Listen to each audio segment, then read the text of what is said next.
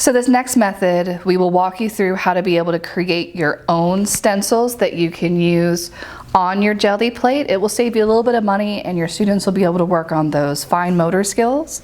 And stencils can be very expensive getting them at the store. But if you happen to have someone that has a collection that they can donate to your classroom, then please do that. So we have just a square piece of paper. We're gonna fold it in half, into fourths, and then into sixths. And then you're gonna be able to have your piece of paper. And this is really important. There are different sections. This right here is the very center of your piece of paper. So you can cut just a triangle shape out of there to get the center of your piece. At the top here, you see the different pages. And this is the outside edge of your stencil. And then these folded edges are going to make up the inside of your piece. Now when you're cutting, you can completely cut this outside edge with where it looks like it's just pages. But anytime that you cut something that's fully folded, it will fall apart if you cut along the entire edge. So what I'm going to do now is I'm going to cut out the stencil and then we're going to print it with our Gelli plate.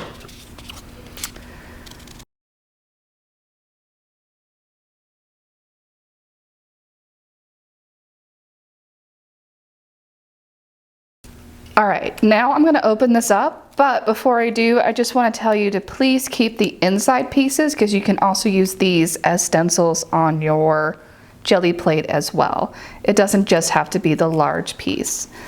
And if we look, you're gonna see something really interesting with the inside of the shape. This is the positive, so the negative will be shown.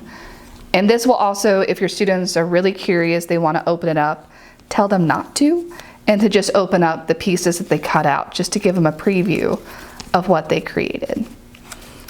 All right, so here I have my stencil.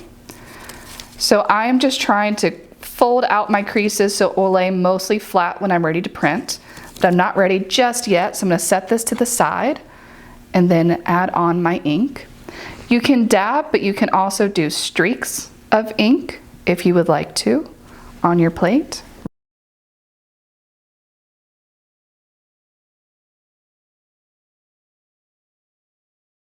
All right, now that I have ink on my plate, I'm gonna add my stencil on top.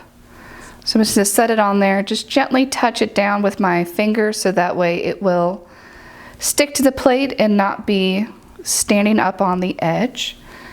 So now I'm gonna come in with my piece of paper, set it on the plate, and again, you're gonna wanna rub really well.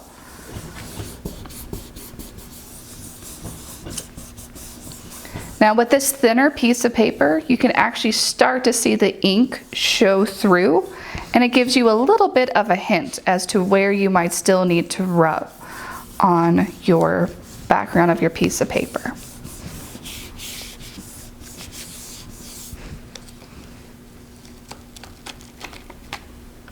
All right, there you have it. So that is a stencil, and what's really great is that we can keep this one, but we don't have to stop right there because you can carefully lift up your stencil. You can pull the ink that's still on there because we can just kind of get rid of that real quick. But you still have this ink here that you can use, and I recommend using a contrasting color. So I've already used blue and pink, so I'd want to do a different color on the Gelli plate to really have this pop. But you can also just take your piece of paper onto the ink there, and again, just rub it out, and you're going to get the opposite of your first stencil pull by getting the ink off of the paper here.